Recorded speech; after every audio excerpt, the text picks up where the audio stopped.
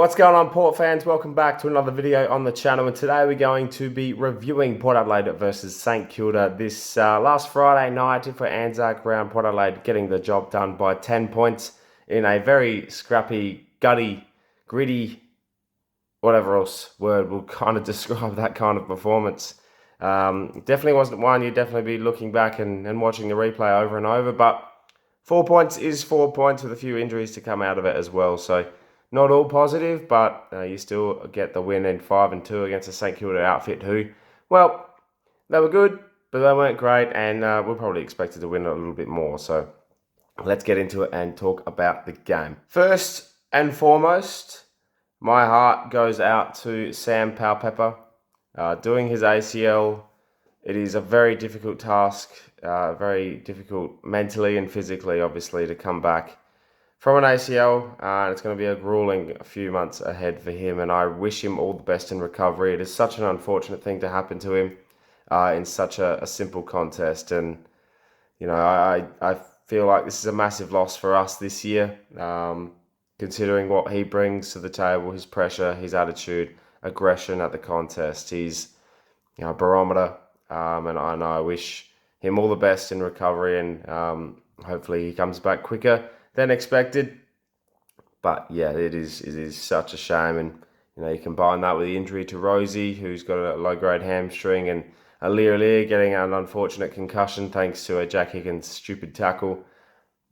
You know, that's three big outs for next week's showdown, and that's what you sort of have to look forward to next week with a 6-day break against the Crows in their home showdown on a Thursday night, the big stage, national stage, and you got to gear yourself back up for it, and obviously it's an emotional week with Sam Powell-Pepper's injury. So, yeah, we've kind of hit the black cat this week, haven't we, with Soldo, and then obviously, yeah, the 3 on the weekend. So, yeah, not a great start. But the game itself, you know, it was a very one-sided affair in terms of the scorecard. If you look at the shots on goal, like St Kilda had only 17 shots and we had 27, like 10 more scoring shots, and dominated the stat sheet. They just countered us quite well, and that's what happens when you have many shots on goal, and time again they take their opportunities, we didn't, and the scoreline sort of flatters St Kilda a little bit. At one stage it was 21 points, and they did work their way back.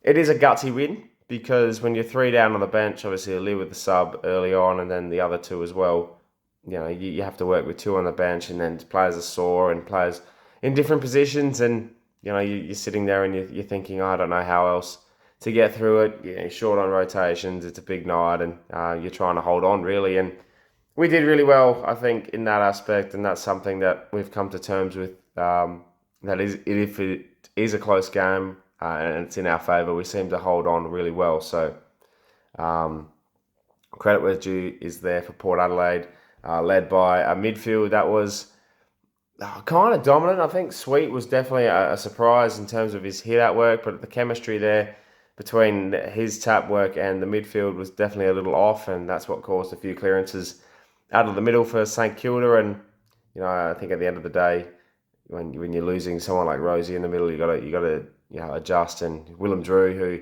won the Peter Badko medal, really stood up, and I thought his leadership and commitment to the contest and the way he went about it late was really, really good.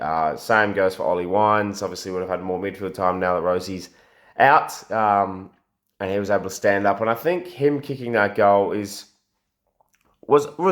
a positive for me. You know, a few people could have kicked that goal and claimed, you know, for example, if Dixon kicked his 5th and outright, you know, we deserve to win thanks to Dixon, or, you know, someone else kicking a goal. But Ollie Wines, a little story there of obviously has trouble with goal kicking. Everyone touted him to have a good year. Hasn't really kicked off as well as he'd like. He has 23 touches. I think he had 9 tackles as well. But he was able to hit that contest. The pickup from Horne-Francis again was superb. But Wines, right position, right time, stood up.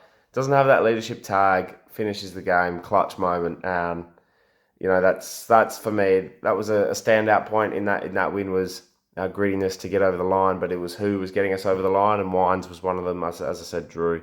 Jace Burgoyne was sensational, 27 touches, and if it wasn't Drew getting the medal, it was definitely Burgoyne. He was unreal. Class is how I describe it. You know, he He's capable of hitting that short target. He, for some reason, is able to hit the contest hard with that small frame, and took a great late mark to settle the contest, and that's what went into Dixon kicking his fourth. And sorry, it wasn't. It was Wine's goal, but he had moments, and it was just beautiful moments that actually meant something and impacted the game. So for Burgoyne to have that is really, really impressive. And I think it's a massive plus for us that whilst we have these outs, there is an opportunity for people to come in and prove a point. And I think Burgoyne has done that superbly, and his last 3 weeks have been fantastic. So very impressed by him and the way he's gone about it. Overall, it was a pretty sound win. Got to fix the goal kicking. I tell you what, against the Crows next week, away showdown in front of their crowd, and we're going to be dealing with that. I think that's something that's really got to be impactful next week. The forward line's got to stand up a little bit more in that aspect and kicking goals. Otherwise, Georgiadis would have kicked 4 or 5 as well. It was very good to see Dixon kicking 4 straight. Dixon, by the way, as well, his impact is undeniable. He has these moments where he lapses, might miss an easy set shot or loses his cool or just drops a mark. But his impact on the contest and his ability to bring everyone else with him is undeniable. And we missed that last week against Collingwood. Comes back in, he demands the footy, he demands a presence. And that's what we need. We don't have that with Todd Marshall, Georgiadis. They don't demand a presence. They're flourish and they kick straight when they can, or very good lead-up players. But Dixon is just that big, brunt forward, and I think with our sort of game plan, we dictate towards that. And that's what we need. We need someone like that, and Ollie Lord's going to be that when he comes back in after an injury concern that he's obviously having. But Dixon is that, and I'm very glad he got to prove that on the big stage, because 4 straight, taking marks. I mean, he was playing against Dougal Howard, who's terrible, but regardless, Dixon stood up.